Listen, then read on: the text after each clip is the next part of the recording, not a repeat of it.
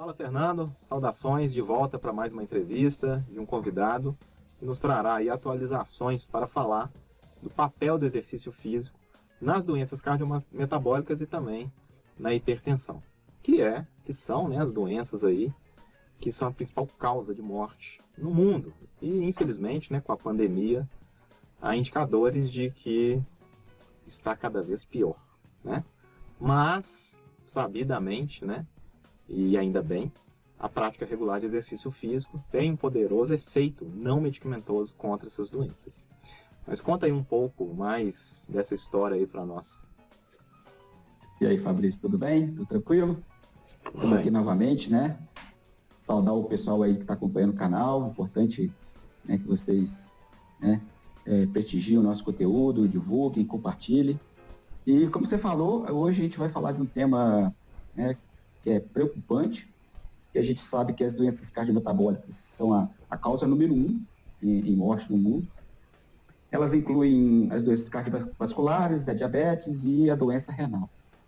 E essas doenças, elas estão associadas a um conjunto de fatores de risco, incluindo aí a dislipidemia, a obesidade, a hipertensão, a inflamação e a resistência à insulina. Essas doenças são causadas principalmente por um estilo de vida pouco saudável, né, principalmente a inatividade física, o tabagismo e a dieta não saudável. E aí nós vamos abordar também nessa conversa a hipertensão arterial, né, que talvez seja o mais preocupante dentro desse conjunto aí de risco, e sendo considerado um fator de risco para a mortalidade mais, a gente pode falar que seja o mais importante, né? Então, os dados mundiais apontam que a hipertensão tem aumentado de forma significativa nas últimas décadas, assim como o número de óbitos, os anos de vidas perdidos e a incapacidade relacionada a essa doença. Então, a conversa com o nosso especialista de hoje vai falar um pouquinho sobre, né, delimitar o que são as doenças cardiometabólicas, o papel do exercício físico na prevenção, no tratamento, e uma ênfase também na questão da hipertensão, qual que é a relação da hipertensão com o exercício físico, tá? Fabrício, apresenta para a gente aí quem que é o nosso convidado de hoje. Pois é, hoje a gente vai conversar com o professor Matheus Camarote Laterza. O professor Matheus, ele é graduado em Educação Física pelo Centro Universitário das Faculdades Metropolitanas. Ele é doutor em Ciências pelo Instituto do Coração, INCOR, da Faculdade de Medicina da Universidade de São Paulo. E atualmente ele é professor associado da Faculdade de Educação Física e Desporto da Universidade Federal de Juiz de Fora. Atualmente ele também orienta alunos de mestrado e doutorado dos programas de pós-graduação em Educação Física e o programa de pós-graduação em Saúde da Faculdade de Medicina. Bom, pedir a todos para que se inscrevam no canal, acione aí o sininho de notificações, dê o seu like, compartilhe esse vídeo, porque depende de vocês aí a continuidade desse trabalho que a gente faz com muito prazer. Então eu vou chamar a vinheta e a gente já volta com o professor Matheus.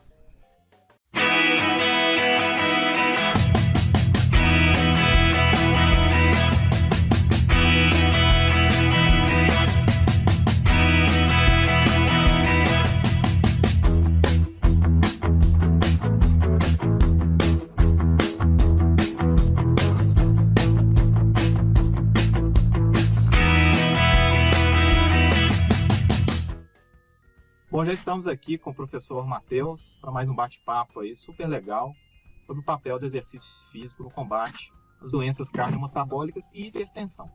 Matheus, seja muito bem-vindo ao nosso canal. Então, agradeço o convite do Fabrício, do Fernando, parabenizo, acho que é uma iniciativa fantástica, que nós, da área da saúde, precisamos cada vez mais desse tipo de informação, de discussão, em âmbito público, né, de informação disseminada. Então, parabéns pela iniciativa. Fiquei muito contente e honrado com o convite. E bom dia, ótimo dia, boa tarde para quem depois irá nos assistir. Obrigado, Matheus, pela presença, viu? Obrigado. Seja bem-vindo. Matheus. Muito obrigado. Matheus, bom, eu vou dar o start aqui, né, pelo que eu pude observar, né, nas referências que você indicou já há muitos anos, você atua na pesquisa sobre o impacto do exercício físico aí na saúde cardiovascular e principalmente hipertensão. Então, eu queria que você contasse um pouquinho para nós, né, a respeito da sua trajetória, né? O que te levou a investigar aí os efeitos do exercício físico nas doenças cardiometabólicas e o seu foco na hipertensão arterial. Tá. Quando eu estava finalizando a graduação em Educação Física, aí eu estava numa academia, eu sou da cidade de São Paulo, eu estava numa academia trabalhando, e era o estágio, né, estagiando, e conheci uma professora, a professora Natália, que ela estava fazendo a sua pós-graduação no Instituto do Coração, que ficava muito próximo dessa academia. E como eu sempre gostei muito de estudar, ao longo da graduação sempre fui enfurnado nos livros, naquela época os artigos, confesso que eram escassos, né? Quando a gente tinha um artigo, a gente cuidava dele, do papel impresso ali, com todo carinho. Você é da época do Komoot, né? Exatamente, exatamente. O rapaz, eu ficava às vezes 2 meses, cara, na expectativa de receber um paper na biblioteca da UFMG, né? 2 meses, a gente esperava, e quando chegava, pagava. Pagava o artigo, pagava a impressão do artigo. Nossa. Então, cuidava dele com muito carinho. E ela falou, vai conhecer o nosso serviço dentro do INCOR. Aí eu falei, então eu vou. E ali eu me encantei. Primeiro dia que eu pisei ali, eu falei, nossa, esse é um mundo que me encanta, essa é a praia que eu quero ficar nadando. Apesar de ser apaixonado ali pelo ambiente da academia, e fiquei por muitos anos ainda, depois fiquei quase uns 15 anos dentro do ambiente da academia, assim, um ambiente que eu gosto, mas eu sentia que ali era uma paixão, que um determinado dia poderia acabar.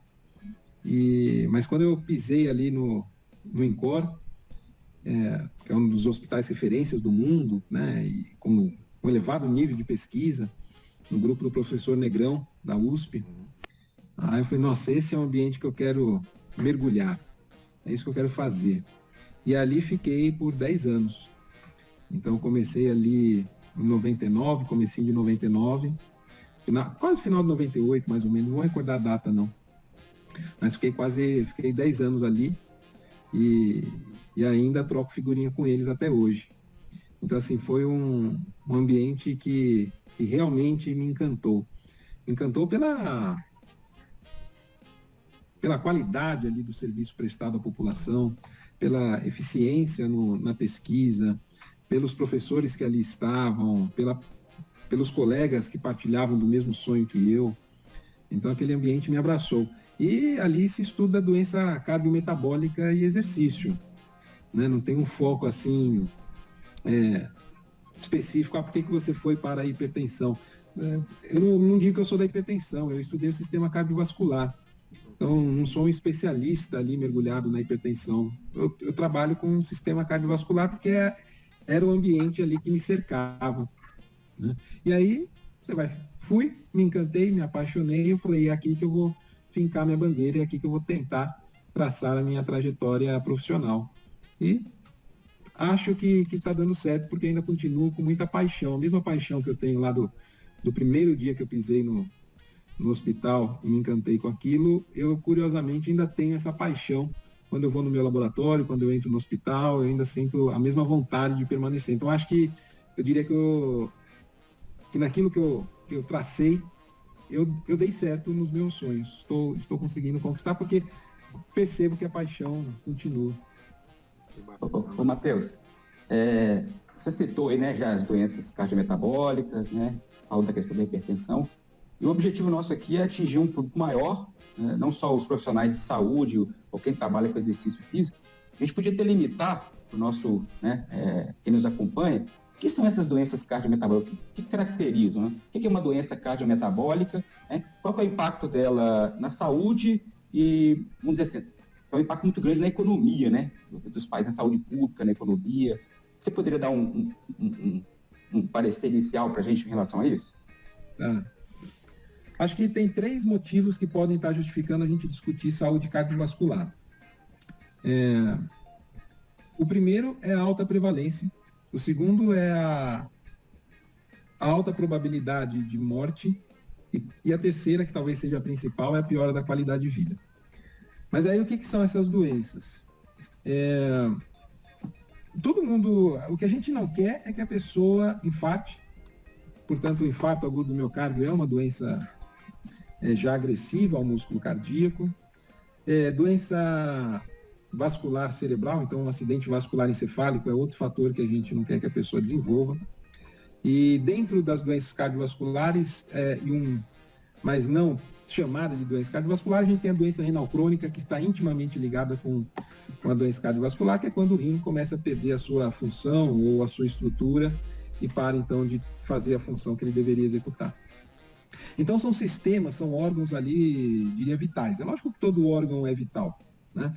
Há alguns anos, há uns 6, 7 anos, a gente começou uma linha de pesquisa com cirróticos, então a gente percebe que o fígado também é vital. É lógico que todo órgão mas é o foco do nosso bate-papo. Então, o que a gente quer dentro de todo o panorama é evitar esses acometimentos mais severos. Para isso, e só salientando, esses acometimentos mais severos, eles são responsáveis pela grande maioria das mortes no mundo inteiro e, obviamente, o Brasil está dentro desse espectro de prevalência. E aí, uma alternativa que se tem para tentar prevenir, por exemplo, o infarto agudo do miocárdio, é identificar fatores que podem levar a pessoa a maior risco para esse evento. E aí a gente tem hipertensão, obesidade, diabetes, alcoolismo, sedentarismo. Então a gente tem uma série de fatores que podem levar o sujeito ao desenvolvimento dessas doenças que a gente sabe que a partir de então já foi agredido o músculo, já foi agredido o cérebro, portanto agredido está. Então essas doenças cardiometabólicas são todas essas que citei. São tanto os fatores de risco que levam a pessoa a ter maior chance desses acometimentos mais graves, como os acometimentos mais graves já instalados, né? Então, o que a gente quer é que a pessoa não entre nem nos fatores de risco e muito menos chegue ao estágio final desses fatores de risco, né? Agora, são extremamente prevalentes. Se a gente pegar a hipertensão, por exemplo, 30% da nossa população tem hipertensão. Se a gente for pegar os dados do Vigitel para sedentarismo, o sedentarismo é o principal fator de risco em termos de prevalência, né? E tem um artigo super interessante publicado no Lancet falando da pandemia do exercício físico. Quer dizer, hoje nós estamos com 2 pandemias. Então, o sedentarismo aí na nossa população, no Vigitel, eu não vou recordar o número precisamente, mas de inatividade física instaurada na população está em torno de 50%. E não que os outros 50% façam treinamento físico ali, né? Entendeu? São dados são números que vão crescendo a cada década, né? Isso é o que é o mais preocupante para a gente. Então, assim, é de alta prevalência, traz um dano para o sistema cardiovascular, para o sistema metabólico, renal, pulmonar, traz danos para os sistemas e, portanto, pode diminuir, limitar o tempo de vida que a pessoa tem, mas eu acredito que o principal seja a diminuição da qualidade de vida. A gente vai ficando mais velho e percebe que a qualidade de vida é fundamental, né? Então, a qualidade de vida vai diminuindo. É lógico que a qualidade de vida é proporcional à agressividade do qual a doença está na pessoa, né? Mas a gente sabe que a maioria dos estudos indicam uma menor qualidade de vida para quem tem doença cardiometabólica, e aí ressalto que para quem é sedentário, né? Com certeza, com certeza. E aí tem um detalhe, né Matheus? Quando a gente pensa em prevenção, eu acho que é da natureza humana sempre deixar para o depois. Ou seja, muitas vezes, apenas quando a doença ela vem, é que a gente se preocupa com os hábitos de vida, né? Então, esse é um ponto muito importante. Por outro lado, eu quero saber a sua opinião, né, na verdade, sobre isso, mas o que acontece? Da mesma forma que a gente tem inúmeras comprovações dos malefícios das doenças cardiometabólicas, nós também temos inúmeras comprovações do efeito terapêutico do exercício nessas doenças. Não só na prevenção, mas também como tratamento coadjuvante não farmacológico. E eu acho que sim, com certeza, né? Se a gente olhar para a literatura, não existem doenças que são tão investigadas em relação ao efeito terapêutico do exercício do que as doenças cardiometabólicas. não é verdade?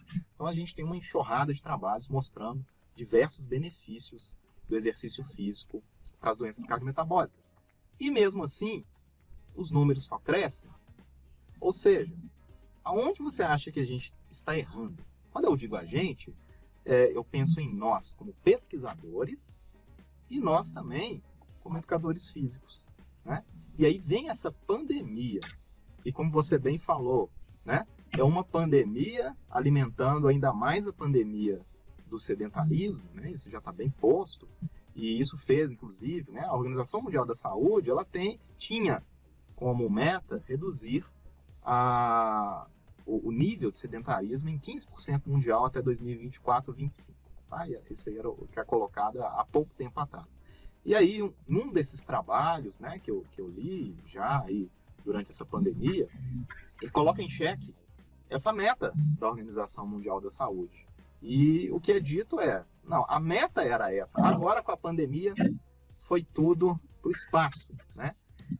Como é que você está enxergando essa pandemia aí, do ponto de vista do nosso papel como cientista e também como educadores físicos para a prática, para alavancar novamente, mais ainda, isso vai exigir mais ainda de nós, né, a conscientização e novas ideias, né, de como diminuir os níveis de sedentarismo e automaticamente prevenir, né, o surgimento e auxiliar o tratamento dessas doenças, né, cardiometabólicas. O que você enxerga sobre isso? Então, acho que a gente pode ficar aqui por horas e horas conversando nesse posicionamento, né? Primeiro que eu vejo, eu não sei se a gente está perdendo a guerra. Bom, vamos pegar, por exemplo, a obesidade. Se a gente for traçar os números, é lógico que a prevalência de sobrepeso e obesidade tem aumentado em cada estudo novo de prevalência, principalmente os norte-americanos, que têm um controle importante nesses estudos epidemiológicos, mas agora o nosso Vigitel aí. Então, se a gente for pegar todos esses estudos epidemiológicos, a gente vê o crescimento da obesidade. Mas a pergunta é, será que se a gente não tivesse esse discurso, que eu escuto desde a minha época da graduação, lá no meados da década de 90,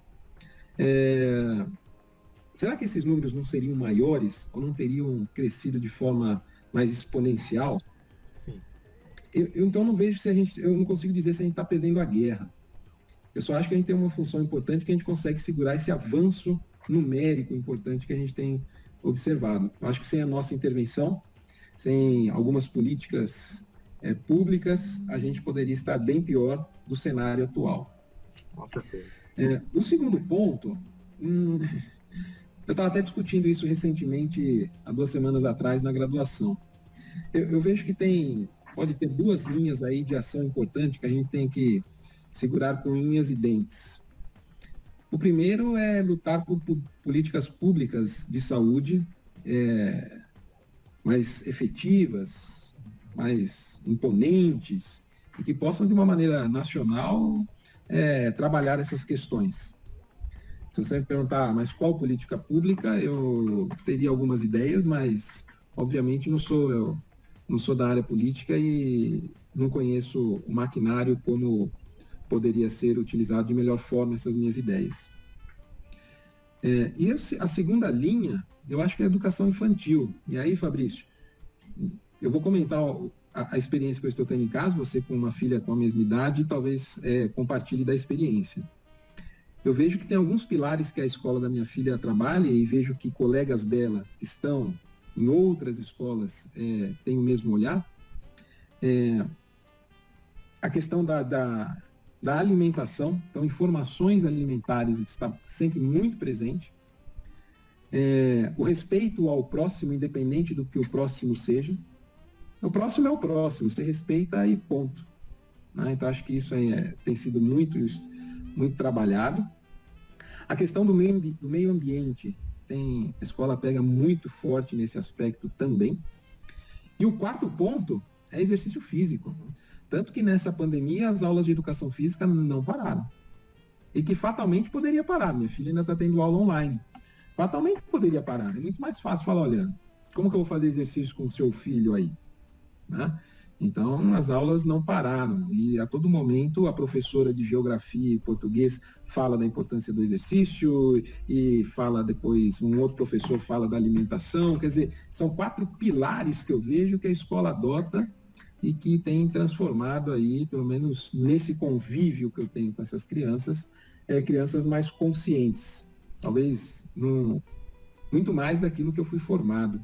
Sim, Né? sim. Então, eu acho que investir na educação infantil eu acho que seria um ponto crucial. Teremos pessoas mais conscientes e, consequentemente, pessoas que poderiam atuar no meio público de forma consciente. Né? Então, eu acho que a educação infantil faz parte desse processo de controle das doenças cardiovasculares. Quem educa? Professor. Com certeza. E de forma formal, né? Professor. O pai, sem dúvida, os pais, não estou tirando a responsabilidade dos pais, não, mas falando de forma formal, quem educa são professores. E aí é o título que todos nós aqui carregamos, profissionais de educação física, professores de educação física. Então, educamos pelo físico e pelo físico educaremos. Então, não tem como fugir disso. Então, acho que isso está enraizado na gente. Então, eu acho que esse é o futuro que a gente poderia trilhar e acho que eu espero que a gente tenha daqui 20, 30 anos uma maturidade maior para lidar com essas questões.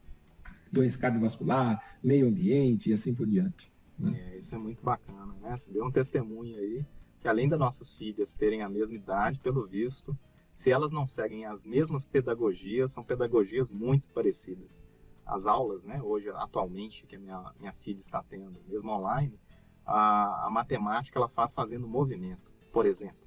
Entende? Justamente a associação, né, do movimento com o aprendizado, né, isso é bem estabelecido já, e a escola ela prega muito essa questão também do movimento relacionado ao aprendizado, do meio ambiente. Ou seja, para a gente não fazer propaganda de pedagogia, eu imagino que se não for a mesma, vai ser muito parecida. Mas eu concordo com você, educação física, né, na infância, ela realmente é, para mim, o maior impacto que um profissional de educação física pode gerar no mundo. Só uma questão, assim, eu concordo totalmente com vocês, né? A experiência, já trabalhei com adulto, já tive projetos com criança, e o resultado, quando você começa a fazer educação para o exercício físico, para a alimentação saudável, os resultados são impressionantes.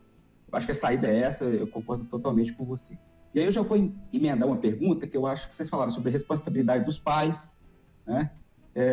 E eu vi também que nos seus artigos você tem alguns trabalhos relacionados com o histórico familiar, né? Principalmente a questão da hipertensão. Aí eu queria que você comentasse um pouco com a gente, né?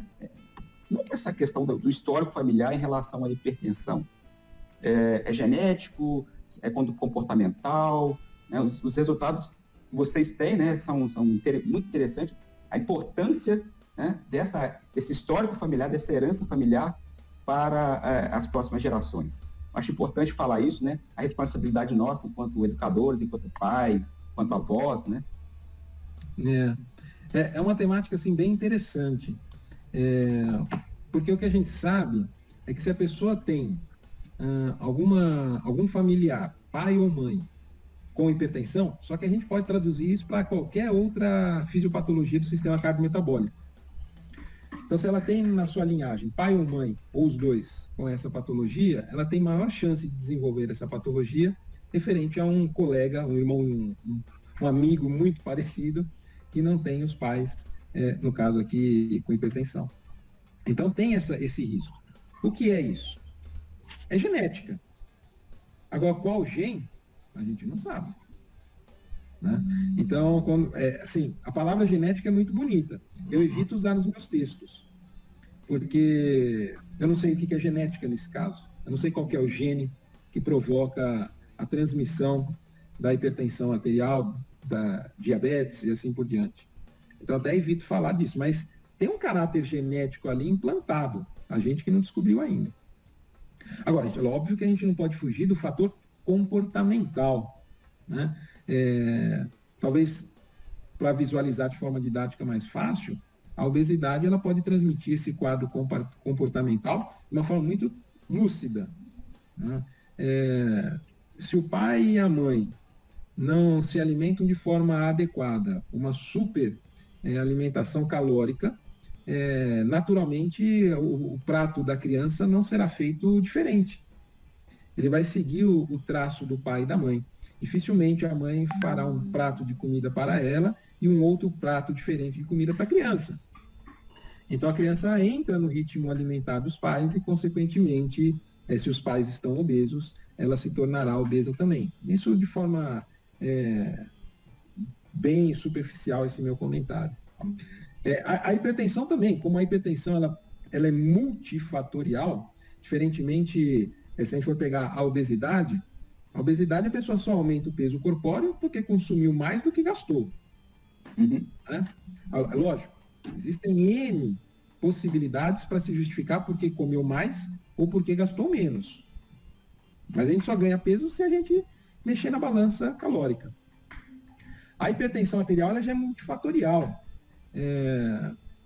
Pode ser porque eu estou consumindo excesso de sódio, pode ser porque estou sedentário, porque eu tenho uma descarga adrenérgica diária com níveis de estresse elevados, de forma que eu não sei explicar porque o sujeito virou hipertenso. Então tem um fator comportamental ligado. Nesse caso, esses nossos estudos, a gente tenta, mas não consegue, evitar o fator comportamental. A forma que a gente tentou burlar um pouco esse fator comportamental foi estudar jovens. Então a gente pegou sempre, se pegar no nosso estudo, lá a média tem 22, 25 anos os grupos estudados. Para ainda o pai ou a mãe com hipertensão ser um pai ou mãe com seus 50 anos. Uhum. Né? Que aí vamos dizer assim, está hipertenso já há 10, 15 anos, então provavelmente é porque tem algum gene que o deixou hipertenso e que esse gene foi passado para o seu filho.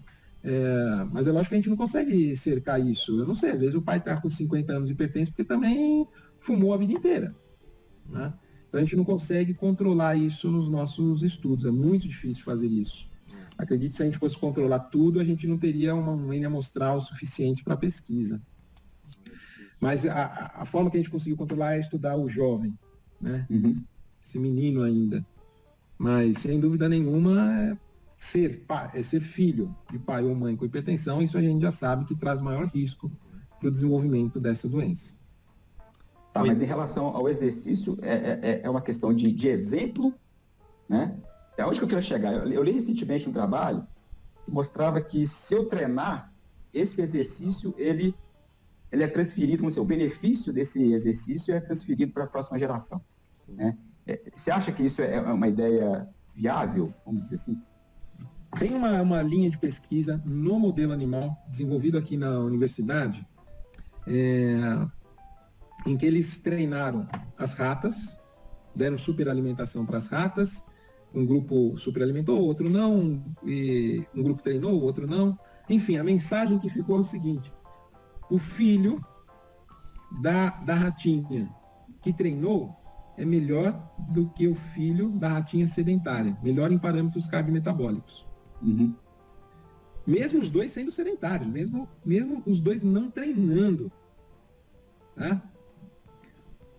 A ratinha que ficou obesa pela superalimentação e que treinou, o filho dela é melhor do que o filho da ratinha obesa que não treinou. Olha só. Então pode ter alguma coisa aí que o treinamento físico passe de uma geração para outra. Passar o quê? Qual gene? Não tenho a mínima ideia. Mas é estranho acreditar, isso eu tenho uma dificuldade grande, em acreditar que meu pai campeão olímpico, eu sedentário, estarei protegido porque ele ganhou a medalha olímpica. Uhum. Haja visto que se ele parar de treinar, ele vai perder todo o condicionamento que ele teve em poucos meses, ao longo da vida dele. Então, como que se ele parando, ele perde e eu vou ter? Uhum. Então, na minha cabeça, essa história ainda não consegui pôr as engrenagens em ordem para falar que se uma pessoa treina, o filho vai estar protegido mesmo estando sedentário. Eu ainda não consigo concatenar as ideias. Mas é uma perspectiva muito assim, nova, interessante, né? E que aumenta a responsabilidade de cada um para as próximas gerações, né? De eu me exercitar, eu estou possibilitando, né? Aumentando a possibilidade de que as próximas gerações tenham uma saúde melhor, né? Mas é assim, eu acho que é muito recente ainda, eu tenho algumas questões em relação a isso. Mas assim, tem linhas, né? Tem linhas já estabelecidas de pesquisa em relação a, por exemplo, epigenética, né? Que é o tanto que o ambiente pode ser capaz de alterar um gene, né? E certamente eu vi, né, essa publicação que o Fernando comentou, mas eu vi só o título, eu não li o trabalho, então eu não sei como que eles abordam ali Mas eu imagino que tenha, né, uma discussão em cima disso, que é o fato do seu ambiente, dos seus hábitos de vida serem capazes, né, de provocar alterações nos seus genes, que possivelmente isso pode passar para as próximas gerações. Eu acredito, Matheus... Só uma coisinha aqui, eu acho que seria extremamente interessante, porque da mesma forma que eu posso carregar um gene por uma doença, eu poderia carregar um gene voltado para o exercício, para o rendimento, para o esporte, para a saúde. Quer dizer, acho que isso faz todo sentido. Esses estudos, por exemplo, que são desenvolvidos aqui na universidade, são belíssimos, muito bem conduzidos, sabe?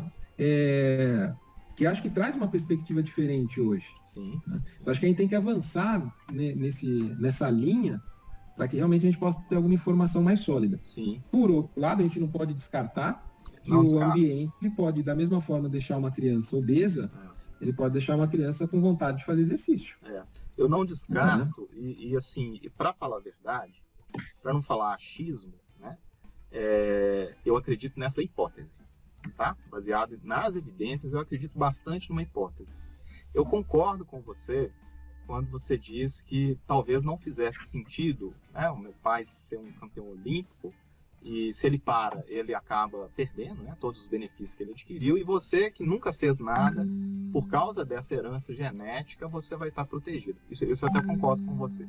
Mas, ao mesmo tempo, pensando nos estudos até da epigenética mesmo, eu acho que a gente pode vislumbrar situações do tipo, uma pessoa que faz atividade física, sei lá, desde criança, tá?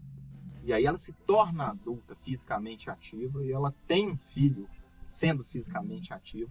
Eu acho que a possibilidade de alterações nessa transferência, né, de carga genética, eu acho que ela pode estar presente ali sim.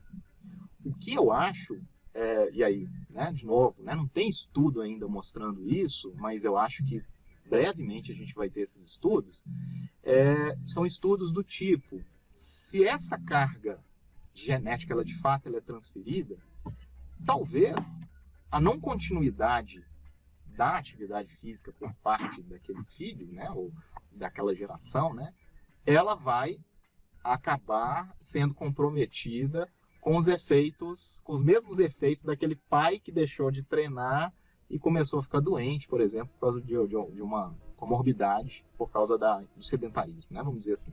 Mas eu acredito, Matheus, que pode ser que a ciência consiga chegar a essa resposta, sabe? E eu acho que nós estamos caminhando para essas pesquisas em epigenética, e a gente vai começar a entender um pouco mais sobre essa capacidade que o ambiente tem, né, de modificar a expressão ali, né, lá no DNA de proteínas e principalmente, né, voltada aí para hábito de vida, incluindo o exercício físico. Então, eu prefiro acreditar nessa hipótese, né? Mas a gente não pode, de forma alguma, eu compartilho tudo da sua hipótese. Eu assino embaixo da sua hipótese, Fabrício. Essa área da epigenética é lindíssima. Uma forma que eu tenho de estudar um pouco próximo disso são esses trabalhos com histórico de hipertensão. E acredito que em breve a gente vai conseguir provar essa questão de modulação genética com exercício físico, do qual você relatou, também compactou da sua ideia. E aí, nesse achar que o exercício pode ser transferido de pai para filho, eu não sou especialista nessa área, não.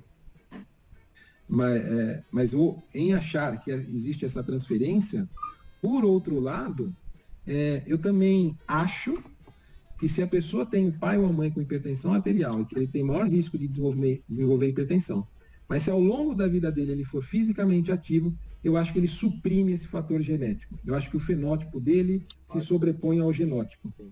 Então, acho que o contrário acontece. Se eu acho que o contrário acontece, é porque o outro lado também deve acontecer. Com certeza. Né? Mas, assim, eu estou atuando no achismo, porque isso a gente ainda não tem de comprovação. Mas acho que, como você disse, em breve a gente vai eu ter. acho.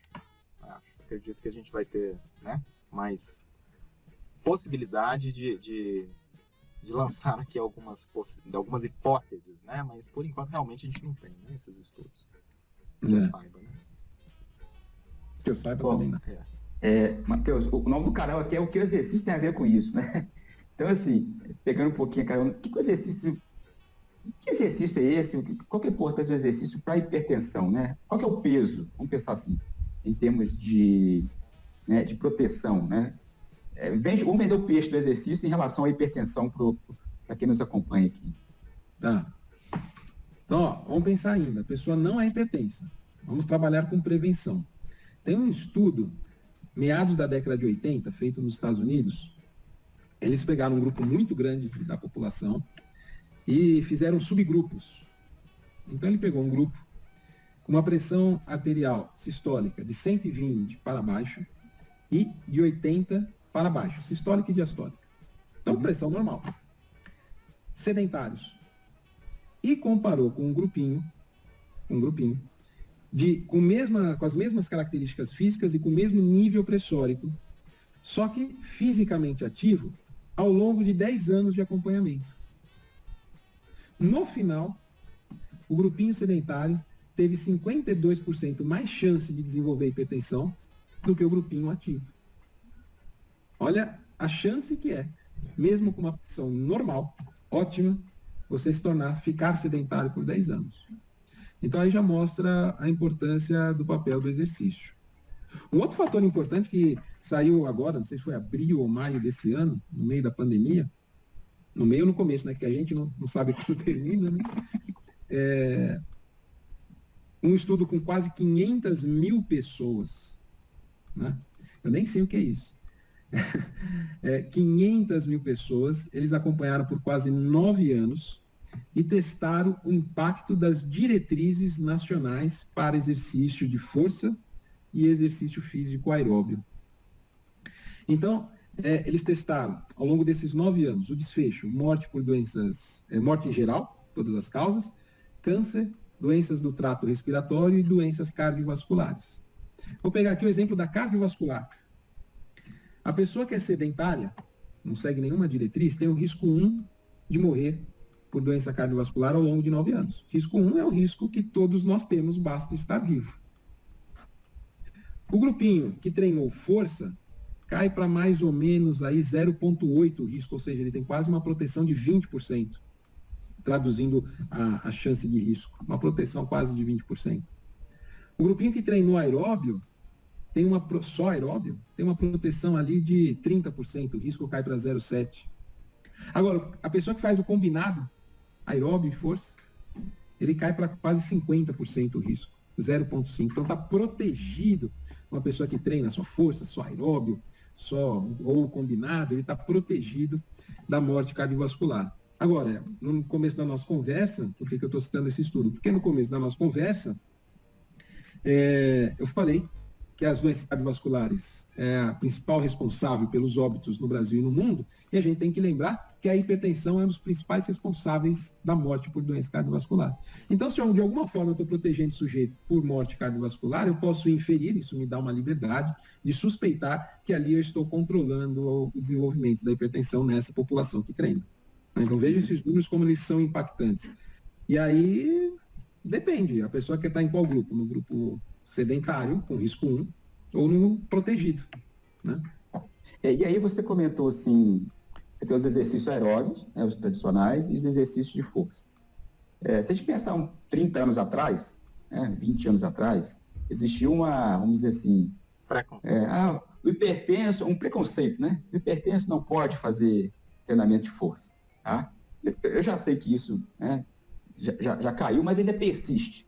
Até em profissionais de saúde, eu já presenciei esse tipo de confusão, né?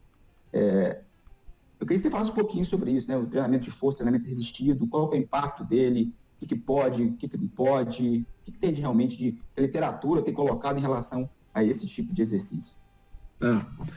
Eu lembro que, eu não lembro de ter lido nada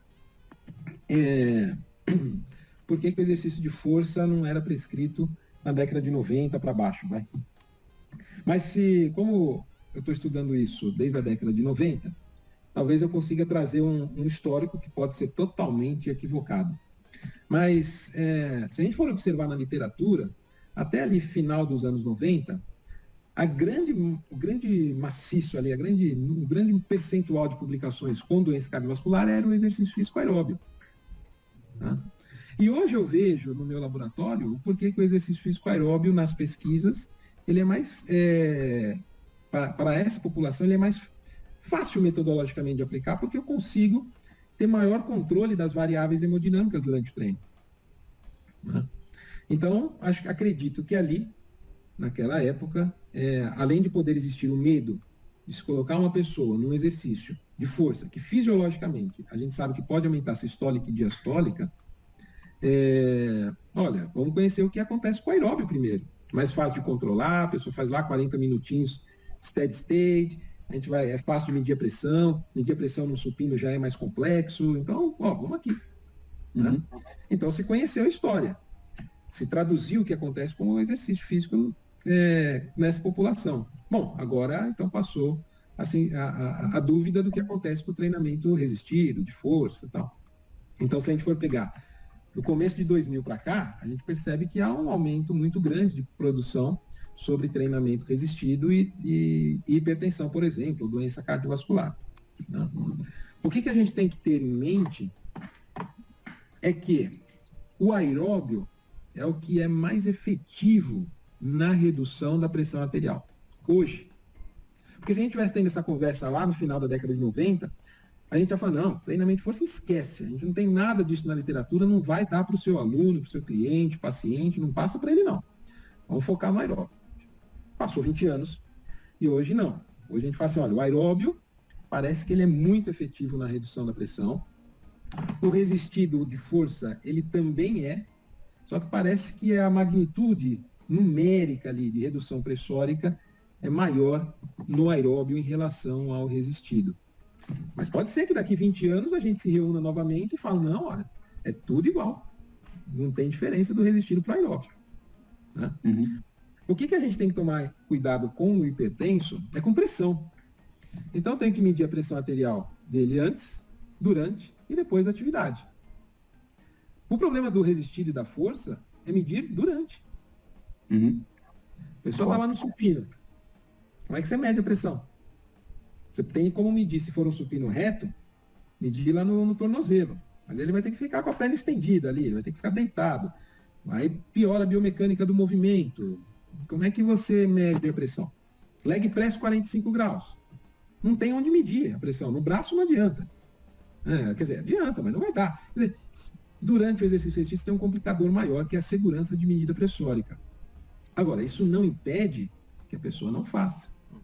Se você conseguir pelo menos medir na recuperação e tiver uma inferência de quanto que pode ter chegado durante o exercício, ou se eventualmente você faz um trabalho hercúleo e consegue medir a pressão arterial durante o exercício, é bacana pra caramba. Tanto é bacana que eu costumo dizer assim, para uma pessoa com doença cardiometabólica, aí pode ser o hipertenso, qualquer um dessas patologias, ou um combinado dessas patologias, não existe limite para o treinamento físico. Existe o limite do cuidado que você tem que pôr para ele. A periodização não é muito diferente do que você faria se não tivesse hipertensão. A periodização do treino é o mesmo. O cuidado da sessão que é diferente. Então, se você conseguir imprimir cuidado, saber aonde você está atuando, tanto é que nós temos, eu sou apaixonado pela NBA, existem atletas da NBA com diabetes. Vai falar que o cara não pode ser atleta porque é diabético, ele recebeu um rótulo de sedentário. Você é diabético e vai ter que ficar sedentário. Não, cara, você pode chegar lá na NBA. Entendeu? Então, assim, como atletas hipertensos também, no atletismo existem. Isso, também. Toda modalidade tem. Toda tem, exatamente. Então, assim, toda. Eu acho que toda, né? É o que você falou, né? A combinação, né? A gente tem duas estratégias, duas possibilidades de exercício, né? E quando você tem as duas, a combinação, vamos dizer que você estaria mais protegido, né? Que é o que você comentou anteriormente. E não tem jeito, assim, acho que de maneira macro, maneira populacional, eu diria assim, olha, meu senhor, minha senhora, faça o exercício que você goste, porque você vai ter que fazer o resto da vida. Exato. Então, se uma pessoa Ó, a minha bicicletinha tá aqui, ó. Faço exercício nessa, ó. Das antigas, né? Essa é. Mas faço nela. Não gosto. Não gosto. Não gosto de bicicleta parada. Se for na rua, eu gosto. Em casa, eu não gosto. Mas não tem jeito. Eu gosto de jogar tênis, jogar basquete, jogar vôlei. Mas não dá pra fazer isso toda hora. Agora, com a pandemia, que a gente não tem mais encontro nenhum, é a salvação. Mas eu sei que é por um período limitado. Então, assim, de maneira populacional, faça o exercício que você sinta prazer em executá-lo. Porque senão não tem como perpetuar a prática. Exato. Né? E é isso que a gente busca, perpetuação da prática. Né? Agora, se eu puder escolher pela pessoa não gosta de nada. Então deixa comigo que eu vou tentar fazer você gostar. E vou tentar sempre fazer o combinado. Porque ao mesmo tempo que a pessoa tem que girar ali 40, 30, 40, 50 minutos de um ciclo aeróbio, ativando o metabolismo aeróbio, ativar o metabolismo aeróbio vai dar condições de força muscular, de densidade mineral óssea, vai dar uma série de condições que o exercício aeróbio não tem tanta efetividade assim. Exatamente. Tem, mas não tanta. Né? Então, se eu puder escolher pela pessoa, eu faço sempre o combinado. E aí pode ser qualquer tipo de exercício anaeróbio, né? Resistido, força, pilates, e assim vai. É isso mesmo. Eu concordo, Matheus, em gênero, número e grau, né, com você em relação a faça o que você gosta. E, obviamente, as medidas de segurança elas vão precisar ser tomadas. Agora, em relação, né, ao exercício de força, né, eu sou bastante defensor, né, para aqueles que gostam do exercício de força, porque é o seguinte, essa história, né, inclusive você conta aí de lá na década de 90, né, que não se sabia com qual segurança, né, as pessoas podiam fazer exercício de força, ela é real, ela é verdadeira, né? Eu estudo também um pouco sobre a hipertensão, exercício de força, e muito das coisas que vieram na década de 90, elas são inclusive reflexo de coisas que aconteceram na década de 80. Houveram alguns casos isolados com pacientes com insuficiência cardíaca, de ruptura da musculatura cardíaca, casos isolados. Isso fez as principais sociedades, né, criarem um alerta de que era proibido fazer o exercício de força. E como você disse, né, o tempo passou, a coisa evoluiu, e tem alguns estudos, né, que eles mostram que o grande medo, vamos dizer assim, que se tem do hipertenso fazer o exercício de força, ele tem uma relação com as contrações ali, isométricas principalmente, né? Onde você acaba oferecendo uma pós-carga, um aumento da sobrecarga de trabalho ali do coração, um coração que já pode estar cansado pelo fato da pessoa ter pressão alta, por exemplo, né? Só que tem alguns estudos, e aí é laboratorial, eu concordo com você que na prática é difícil medir isso, mas esses estudos, eles mostraram que a capacidade do exercício de força fazer a pressão elevar, ela pode ser até menor que o exercício aeróbio quando a gente compara duas modalidades de intensidades semelhantes. Por exemplo, moderado. O problema é o exercício máximo. O exercício máximo de hipertensão tem até não sei se você já viu uma figura clássica que é feita com levantador de peso, se não me engano, fazendo um leg press, que a pressão dos caras, acho que no Weinecker tem essa figura, a pressão do cara chega a 400 milímetros de mercúrio, né? Ou seja, nós estamos falando de uma coisa completamente fora do que as pessoas normais fazem. Mas, pensando num exercício, por exemplo, de força, resistência muscular localizada, esses estudos mostram que a sobrecarga hemodinâmica de um exercício de força dessa natureza, ela é até menor que a do exercício aeróbico, né? E aí eu concordo com você, o problema está no controle. Mas como a gente tem um embasamento na literatura que mostra que em níveis submáximos, 60 a 65, no máximo 70% de um RM, por exemplo, a sobrecarga hemodinâmica ela não é grande, isso traz uma segurança para quem está na academia, hoje, né, na academia que eu digo, na academia de ginástica, para prescrever o seu exercício de musculação sem preocupação.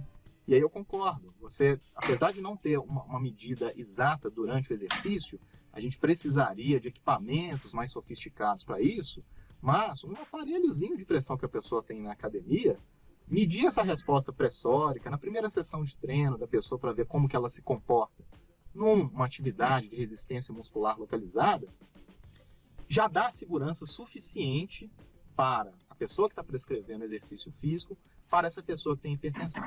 E aí eu vou falar mais. Apesar de, concordo com você, a maior parte dos estudos mostram que a efetividade do aeróbio ela é maior para reduzir a pressão arterial de repouso.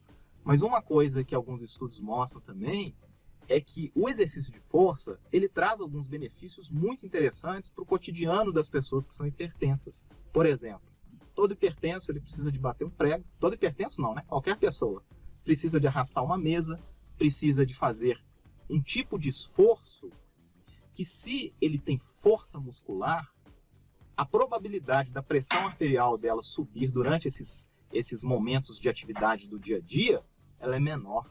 Então, ter mais força protege o hipertenso também de possíveis picos pressóricos que ele possa ter durante o desenvolvimento de atividades do seu cotidiano, né? Arrastar mesa, bater prego, etc. Mas eu concordo, do ponto de vista crônico, né? O exercício de força hoje, pelo que a gente entende, né? Ele não é tão efetivo, mas é efetivo, né? Para reduzir um pouco a pressão arterial. E você comentou do exercício do combinado, né?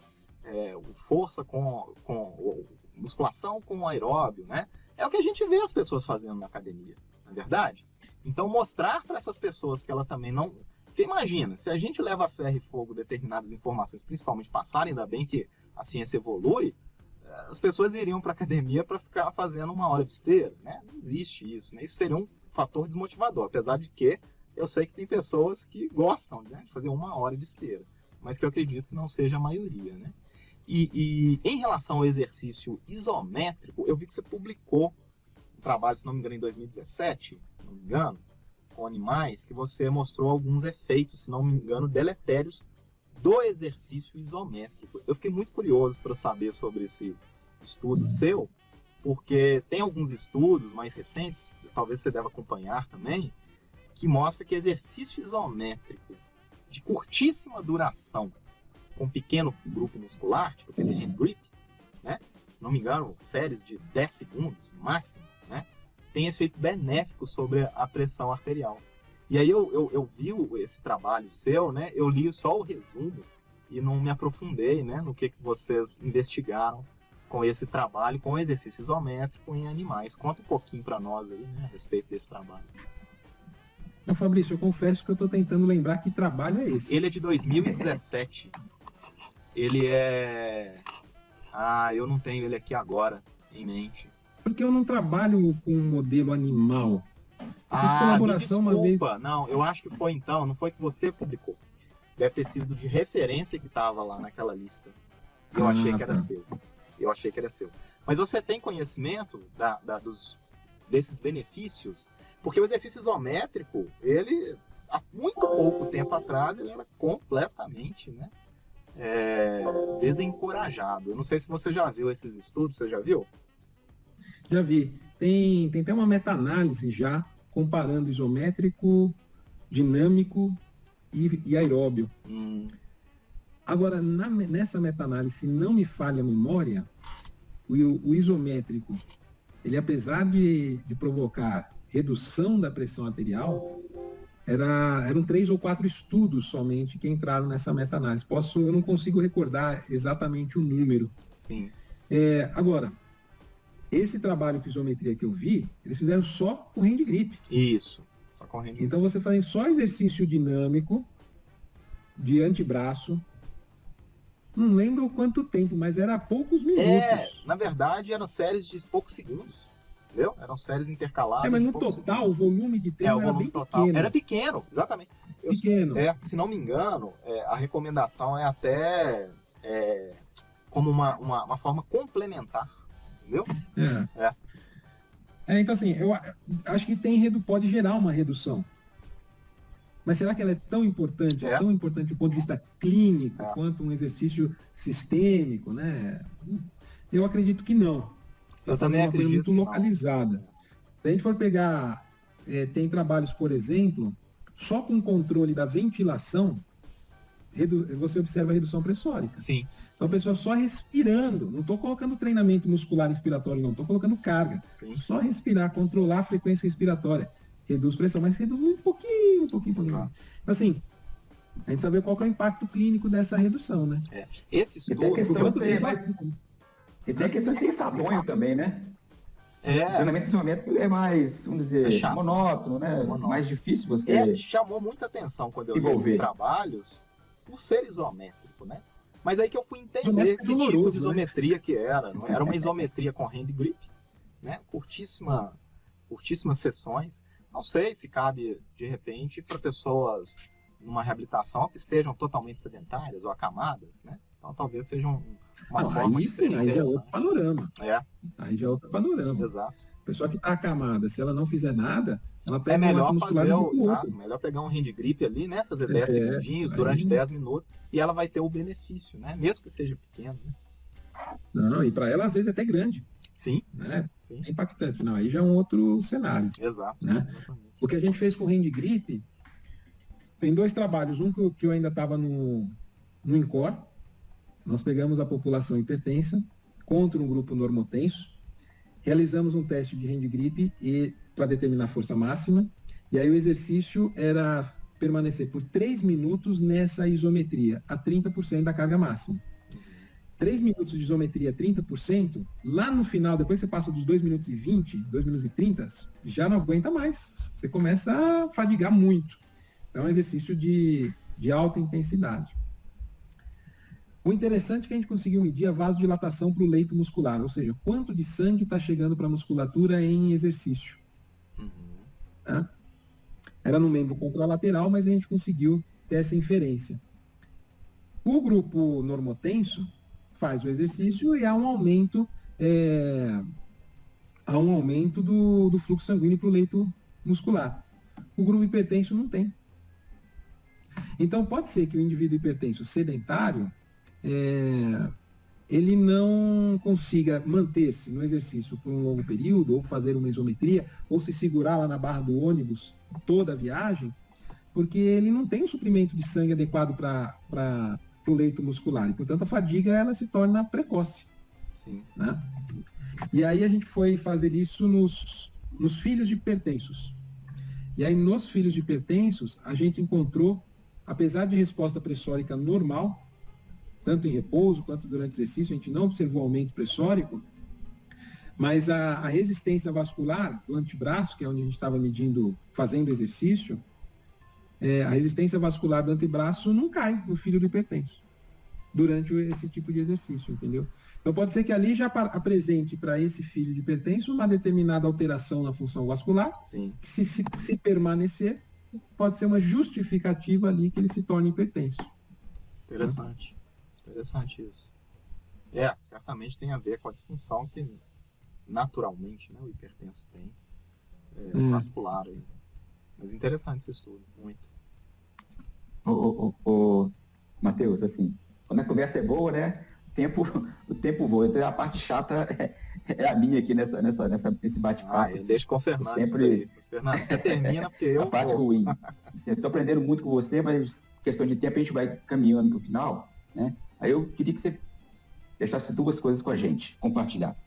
Como é que você acha que vai ser as pesquisas daqui para frente em relação à hipertensão, às doenças cardiometabólicas? Quais são os desafios para nós, profissionais do exercício físico, em termos de produzir conhecimento nesse aspecto? Para onde que vai a ciência nessa área? Né? Eu acho que a gente pode ter um binômio aí. Um seria conhecer os mecanismos envolvidos nas melhoras que o treinamento físico faz, para quem sabe a gente consiga ter uma prescrição mais adequada de treinamento físico de acordo com a patologia que a pessoa tenha. Né? Por exemplo, musculação. Quem acha que fazer uma fichinha de musculação é fácil, é que nunca fez, ou pelo menos fez sem entender. A receitinha de bolo, né? Não existe receita de bolo. Tá? É muito mais fácil eu prescrever treinamento físico aeróbio. Eu pego 50%, 70% da frequência cardíaca de reserva, eu sei a frequência cardíaca máxima, eu sei de repouso, calculo, prescrevo. Musculação não, tem quantidade de exercício, tipo de exercício, velocidade de execução, intervalo entre séries, entre exercício, repetição, série e assim vai. Aliás, tende ao infinito uma fichinha de musculação. Uhum. Então, acho que se a gente conseguisse entender mecanismos, a gente poderia ter maior habilidade, talvez, para prescrever o exercício. O outro é a gente testar protocolos de treinamento físico, que é o para a gente chegar, talvez, numa normativa mais adequada. Né? Testar, que é o que o treinamento físico de força tem feito nas doenças cardiovasculares desde há muito tempo, mas mais enfaticamente assim, de 2000 para cá. A gente vê um trabalho falando assim, esse daqui usou uma fichinha alternando o membro superior com o inferior, do maior para o menor agrupamento muscular, fez 8 exercícios. Aquele não, aquele só fez exercício de membro inferior. E aí tentar entender o que é essa padronização de treinamento físico. Acho que a gente tem que caminhar para esses dois lados. Agora, virando a página, a gente tem que caminhar nossa intervenção naquela pergunta inicial que o Fabrício fez, que é como que a gente traduz isso para impacto populacional. Como é que a gente consegue disseminar a nossa pesquisa, o conhecimento gerado, de uma forma que a gente consiga educar a população a realizar sempre o exercício físico. Então, aí agora vem a questão de educação em saúde, que eu não, tenho certeza, muita segurança que isso é nossa responsabilidade. Educação em saúde. Então, a pesquisa também tem que trilhar nesse ambiente, como, por exemplo, entender as barreiras, por que uma determinada faixa, característica da população não faz exercício. Por que quem tem essa doença, quem tem esse comportamento, quem tem essa alteração, não faz exercício físico? Precisa entender essas barreiras para poder educar. Né? E, com isso, quem sabe, alimentar softwares, aplicativos, que permitam que a pessoa faça exercício físico. Né? Então, acho que a gente tem que caminhar também nesse mundo de educação em saúde, atrelando a tecnologia que nos tem à disposição. Então, eu vejo que a gente tem que seguir nesse aspecto, entendeu? Bacana. Perfeito. Que é, por exemplo, assim, só se tem tempo ainda? Tranquilo, quando você quiser. Que eu acho que é um sentido que a gente tem trabalhado bastante no nosso grupo de pesquisa, porque o nosso grupo de pesquisa, a gente faz a pesquisa, obviamente, tem que fazer, é um grupo de pesquisa, tem que fazer pesquisa, é obrigação, né? Mas a gente faz o nosso laboratório, ter nascido dentro do hospital universitário, a gente hoje faz assistência para os pacientes do hospital. Né? Então, a gente tem um ambulatório de treinamento físico, de avaliação, de orientação, de prescrição, conseguimos contratar um profissional de educação física para o hospital, o Felipe. Então, assim, hoje a gente tá promovendo assistência baseado naquilo que a gente tem desenvolvido enquanto ciência. Tentando fazer o nosso micro ali em termos de educação e saúde nessa população que nos rodeia. Né? Acho que é isso que a gente tem que trilhar. Entendi. Não, muito bacana. Eu acho que o desafio é esse mesmo, né? Fazer essa transposição, levar isso. E o canal o nosso canal aqui é um pouco isso, né? Tentar tornar esse conhecimento mais acessível para as pessoas.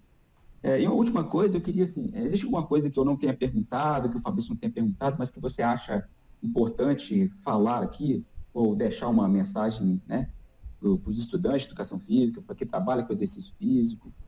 Eu queria que você colocasse, assim, acho importante deixar como mensagem final para que você possa falar isso para a gente. Tá. Me veio à mente agora, com essa sua pergunta de mensagem, porque eu não costumo muito filosofar. Mas eu não tenho essa capacidade intelectual.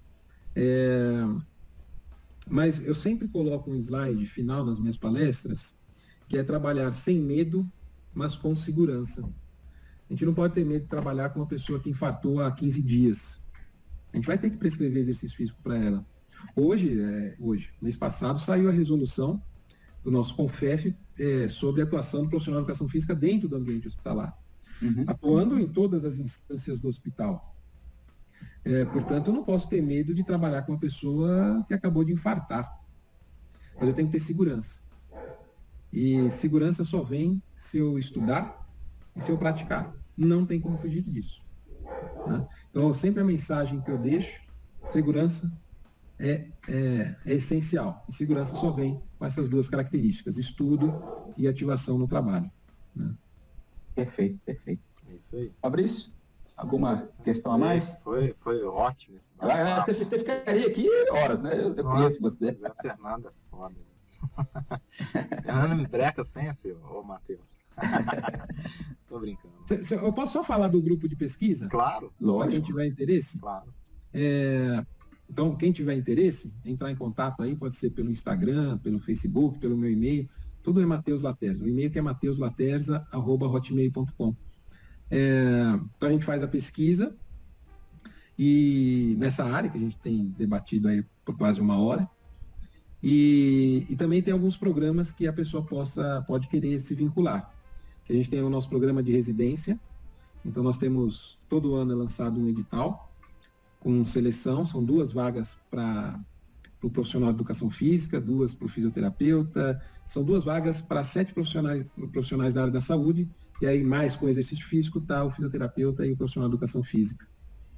É um programa de residência muito bacana, são acho que 5.600 horas, então é um volume grande, é uma residência mesmo, igual a residência médica, com bolsa do MEC, tudo igualzinho, mesmos direitos e deveres.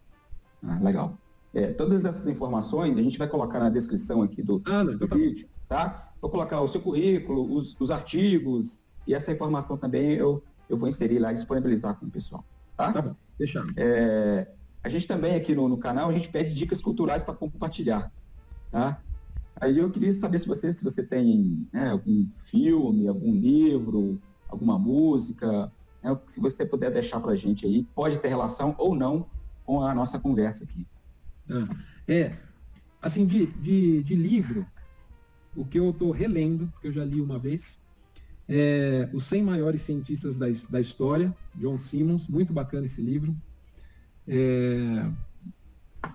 Ele traz uma microbiografia de cada importante cientista que nós tivemos na área, na história do mundo, né? Então, muito bacana, estou relendo. E tem um outro livro também que eu ganhei de presente, do Pedro Augusto. É um livro sobre a história da fisiologia do exercício. É lindo o livro, e como eu sou apaixonado pela história, tanto esse livro, né, Os 100 Maiores Cientistas, é história pura, e esse de história da fisiologia do exercício é muito bacana, porque atrela a paixão da fisiologia do exercício com a história. Né? Então, assim, são livros muito interessantes. E aí, assim, não tenho como deixar de recomendar também a leitura de Turma da Mônica. Eu estou lendo aí com a minha filha o Almanaque da Mônica. Aliás, hoje eu li com ela uma historinha. Não tem como não ler Maurício de Souza.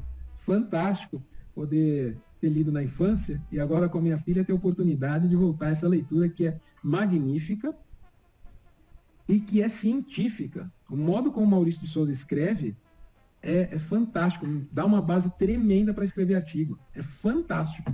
Uhum. Então, assim, não dá para deixar de recomendar também. Eu estou lembrando aqui, você comentou, eu não sei se você conhece o professor Luiz Oswaldo, da UFMG, e ele é cartunista, né? Ele é cartunista dos grandes jornais no Brasil, e ele tem livros que ele aborda temas da fisiologia através do desenho, né? Então, também é uma coisa que a gente pode compartilhar que é muito interessante. Acho que ele tem um livro sobre termorregulação, que é fantástico, né? Que também é uma história infantil. Que legal. Eu vou procurar. Tá? Depois, se eu conseguir, eu compartilho com você. Legal. E mais uma vez agradecer o convite. Muito obrigado. Matheus, espero que você tenha gostado, assim. Foi fantástico. Você consegue sintetizar, né, as coisas, né? E ficou acessível para o grande público e sem perder o embasamento científico que a gente tanto, né, tem que valorizar nesse mundo de negacionismo, né, de falta de valorização da ciência. Eu acho importante essa sua colocação e sua defesa, né, do conhecimento científico. Tá bom? Muito obrigado. Muito obrigado. Matheus, foi uma experiência muito legal. Muito bacana. Abraço. Prazer. Muito até bom. mais. Prazer, até mais. Falou, um abraço. Tchau. Muito bem, chegamos ao final aí de mais uma entrevista. Super bacana. Por mim, eu ficaria ali mais algumas horas falando desse tema, mas infelizmente chegamos aí ao final dessa entrevista que foi muito bacana com o professor Matheus. Gostou, Fernando? Aprendi muito, né? O Matheus tem uma capacidade de mastigar isso, né? De trazer para a gente uma linguagem, né, bem descomplicada, às vezes temas que são mais complicados, né? E sempre bom conversar com alguém que gosta do que faz e tem um tema tão importante, né? E mostrando o exercício físico e seu papel na prevenção e tratamento dessas doenças. Com certeza. E aí, Fabrício, acho que é importante a gente citar aqui, né, ressaltar a importância do engajamento, da participação, né, de vocês, que se inscrevam, né? É importante que aumentar o número de inscritos do canal, porque a gente possa mostrar para o algoritmo do YouTube que o nosso conteúdo é importante, tá? Então, mais uma vez, pedir o engajamento, que vocês curtem, compartilhem e que, principalmente, se inscrevam no nosso canal, que é um feedback importante para que a gente possa continuar esse trabalho, né? Não é um trabalho que não tem monetização, a gente faz aqui porque gosta mesmo, e acho importante essa divulgação do exercício físico como, né, algo bom para as pessoas. É isso aí. E pedimos também que vocês deixem aqui os comentários e também sugestões, né, de temas aí para próximas entrevistas. Isso aí, Fernando. Valeu então, hein? Beleza. Missão cumprida e até a próxima. Missão cumprida. Até a próxima. Valeu. Tchau.